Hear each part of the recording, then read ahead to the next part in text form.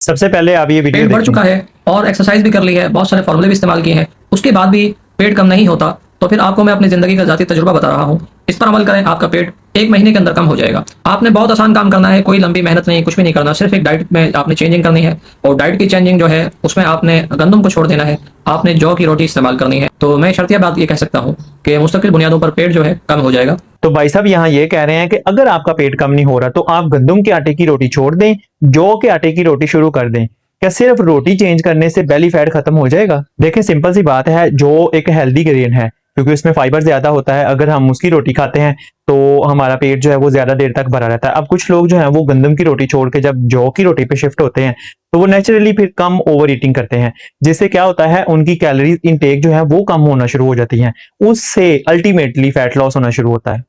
But यहाँ important बात यह है कि जौ की रोटी कोई मैजिक नहीं है, ना ये कोई फैट बर्नर है। फॉर एग्जाम्पल, एक बंदा जौ की रोटी ही 5 खा जाए, उसके साथ 2-3 ग्लास कोल्ड ड्रिंक के भी पी ले, फिर सारा दिन इनएक्टिव हो, उसकी जो प्रोटीन इंटेक है वो भी लो हो, ओवरऑल वो ज्यादा कैलोरीज इंटेक कर रहा हो, तो उसका कैसे होगा बेली फैट कम? उसका किसी सूरत बेली फैट कम नहीं होगा। फैट लॉस का एक ही फॉर्मूला है कि आपकी बॉडी को चाहिए कैलोरीज डेफिसिट। जब आप कैलोरीज डेफिसिट क्रिएट करेंगे तो फैट लॉस होगा ही होगा।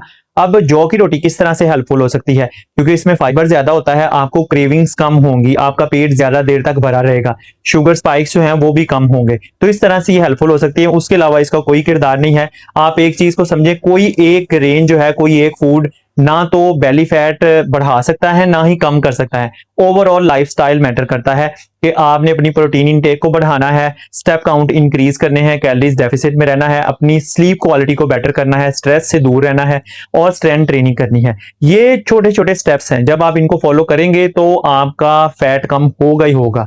वो बेली पे है, थाइस पे है, कहीं भी है, वो रिड्यूस होगा ही होगा।